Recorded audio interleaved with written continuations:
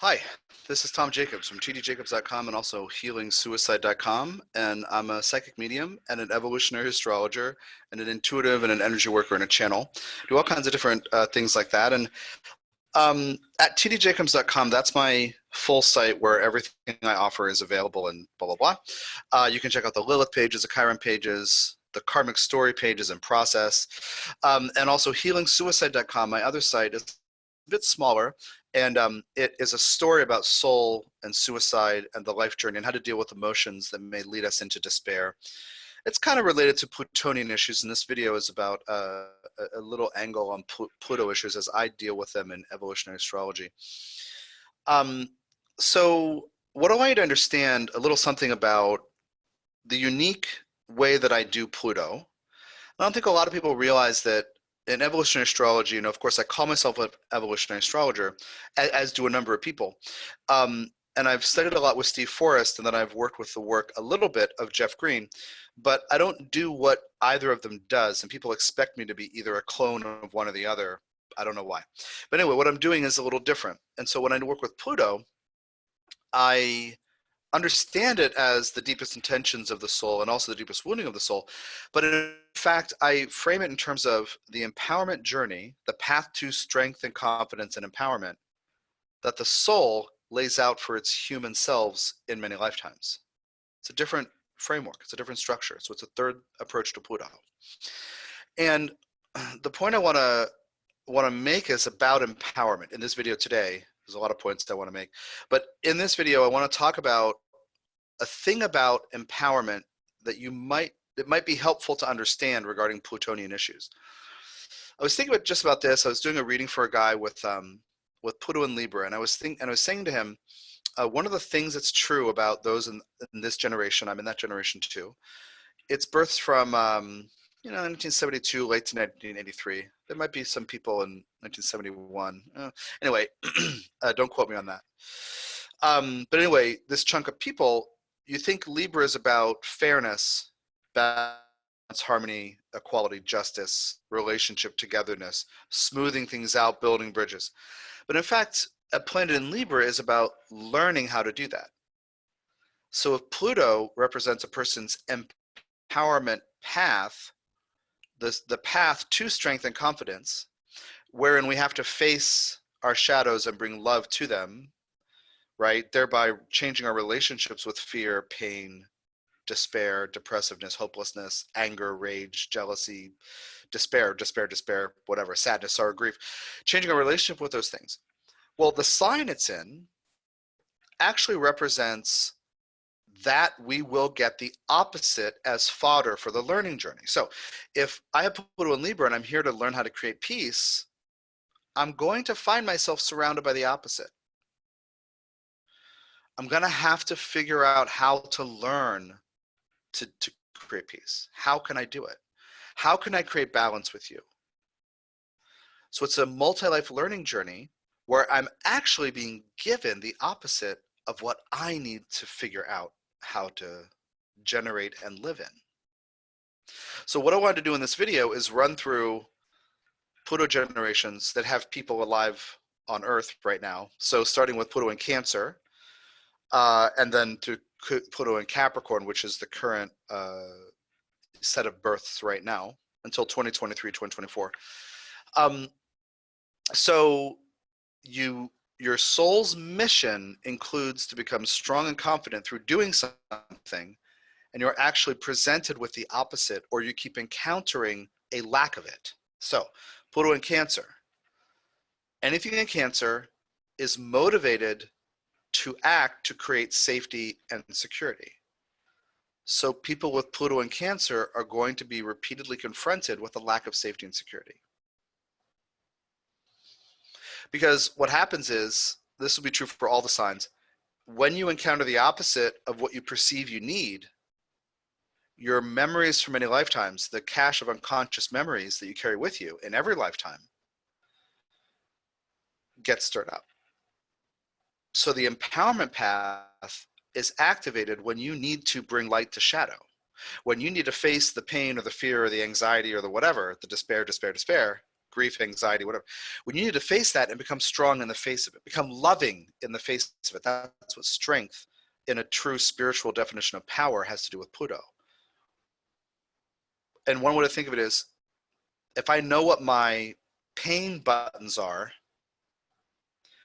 and I love those parts of me, and I don't shame or hate or downplay, dismiss parts of me, if I don't shame myself for having fear or anger or whatever, right, that I transform in the face of those feelings, then if you push my buttons, I don't have to blame you and think I have to fight or defend against you. That's Plutonian empowerment. I know what my bullcrap is. That sounds awkward because I'm trying not to swear too much in videos. I know what my stupid things are. I know where I spin out. If I maintain an awareness of that, then other people don't push my buttons as much. That's Plutonian empowerment. So then we're not slowed down by our pain and fear, et cetera, that get triggered over and over again. Or we don't hold ourselves back to try to avoid triggering those things, is another way to think of it. So Pluto in Cancer, I need to be safe. I'm going to keep fighting. I don't have security. I don't have safety. I need emotional connection. I need to know that I'm unconditionally loved. I need nurturing. Well, at times I'm going to find the opposite of that. At times I'm going to find cruelty. I'm going to find where people refuse to love me, but they'll love everybody else. Or they'll nurture or feed everybody else, but they won't do that for me. So the Pluto in Cancer journey includes creating safety and security for the self, creating emotional validation of one's emotions for the self. Okay. Next generation, Pluto in Leo. I can't remember the Pluto in Cancer dates. I want to say it's 1913 to like 1936, 37, 38. But anyway, Pluto in Leo, a little bit in 1936, and then 37, 38, and then up to like 1956, 57, maybe a little bit in 58. Because Pluto moves so slowly, its retrograde periods can, have it go back and, ingress, regress, ingress, regress a couple of times over 2 or 3 years, 2 years. So Pluto in Leo people, well, anything in Leo is about validating the self and expressing and shining and developing a position or an opinion and expressing it, owning it, being seen. So the empowerment path in that way, well, they're going to not be seen sometimes. They're going to attract people who downplay their specialness because they need to learn to validate their own specialness. They're going to draw people who say that's not unique and original, and they'll say, well, then why would I bother doing it, when they need to have the experience of expression to feel empowered. Creativity, right, is one way of looking at this. So they're going to attract the opposite. So if they need to validate their own egos, which they do, they're right to have an opinion and a position and a personality, expression and structure. They're going at times to attract other people who say you don't have that right. And that will trigger the wounding for many lifetimes. So then they have to figure out how to bring light to shadow and validate themselves.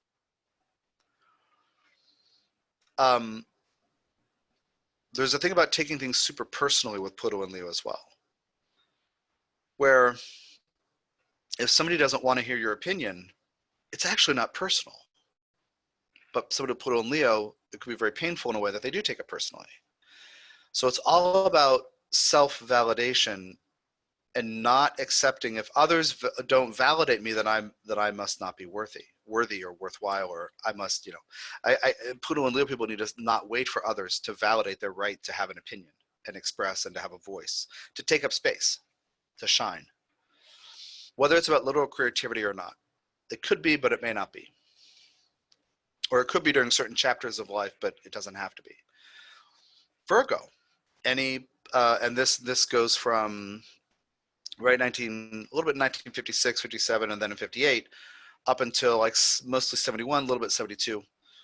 Any planet working through the lens of Virgo is motivated to improve things, and they must navigate taking responsibility for things.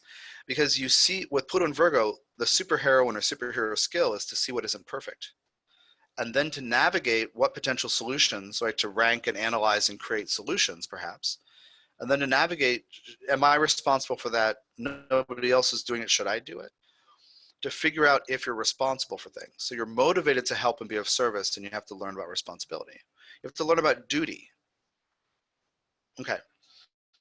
Well, if it's about needing to create order out of chaos or improve things and fix things, people with Pluto and Virgo are routinely going to find things that don't work.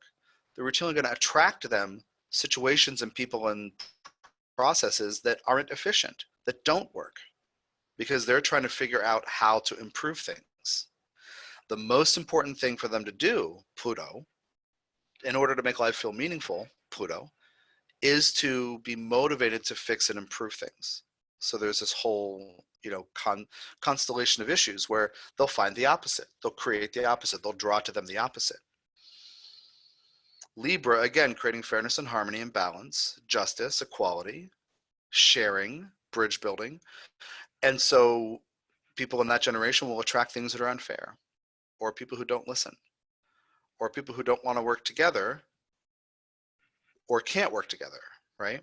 People who can't hear you. I say don't listen, but also can't hear you for some reason. And this whole thing about justice and equality, things that are unfair. And it's going to drive people with Pluto and Libra crazy sometimes. The need for the soul, the human to evolve is to learn to be empowered, to develop strength and confidence through learning those skill sets with other people and how to create healthy relationships. So then we get into Scorpio. And that would be, late 1983 to I think January of 95. Yeah, late 83 to 95. And any point in the lens of Scorpio needs to get to the truth. It needs to sometimes explore extremes, but also really needs to face shadows, meaning will feel intensely and needs to learn how to deal with that. And also go through some of the most intense, painful things that anybody could go through.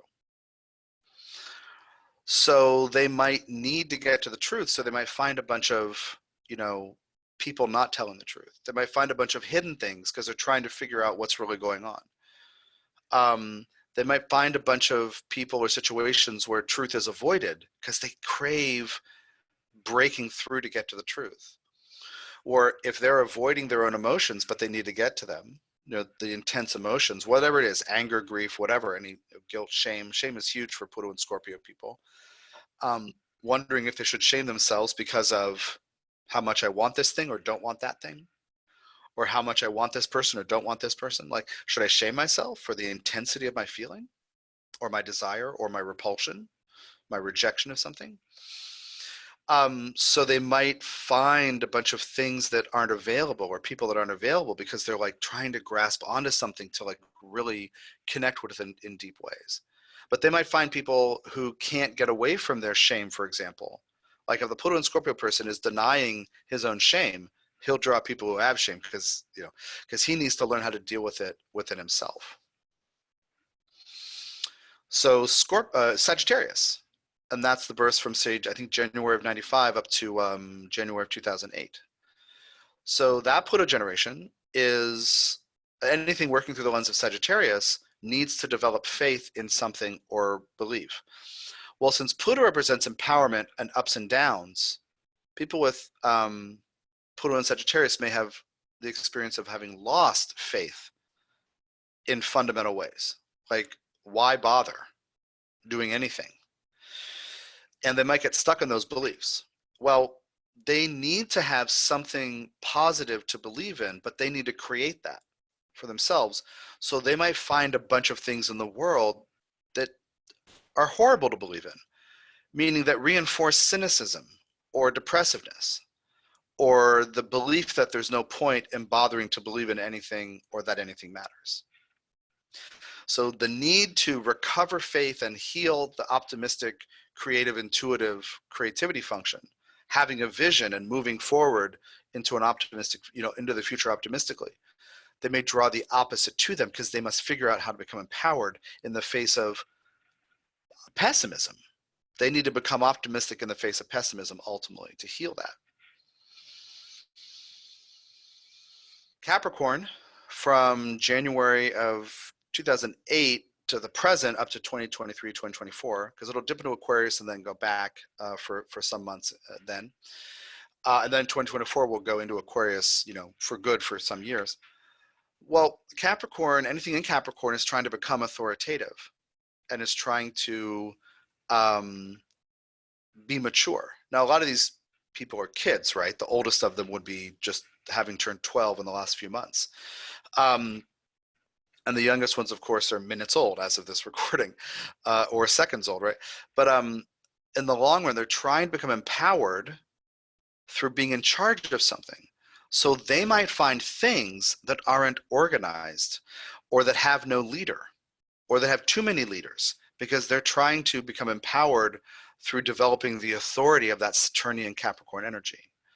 But also it's about competency.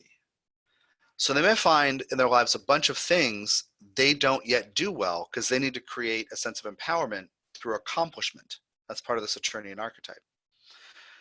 So all of this to say, thinking about your own Pluto generation, your own Pluto sign, and then realizing you're part of a generation of people. All your souls don't know each other. You're not all doing the same exact thing, but there's a fundamental learning thing that your souls are sharing or happen to have overlap.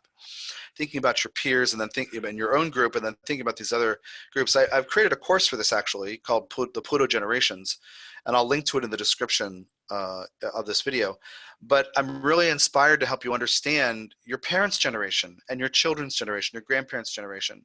Or like me, my parents are Pluto and Leo people, but my sister's Pluto and Virgo, and then I'm Pluto and Libra. So it really kind of helps me understand the three different Pluto generations, even though it's two, biological generations, two family generations. But to understand why people do what they do and what those triggers are, that course is really helpful. It's a home study course that goes through Cancer to Capricorn. So anyway, check that out, and also check out tdjacobs.com, and stay tuned for more. I'm going to do more videos, kind of shortish ones on my unique approach to Pluto and different ways of thinking about it. You can also check out Evolutionary Astrology Basics 1, which teaches the model of soul that I teach that is unique and sets you up to learn my style of karmic analysis, again, which is a third version of evolutionary astrology. Take care of yourself, and quarantine as safely and as peacefully as you can. Bye-bye.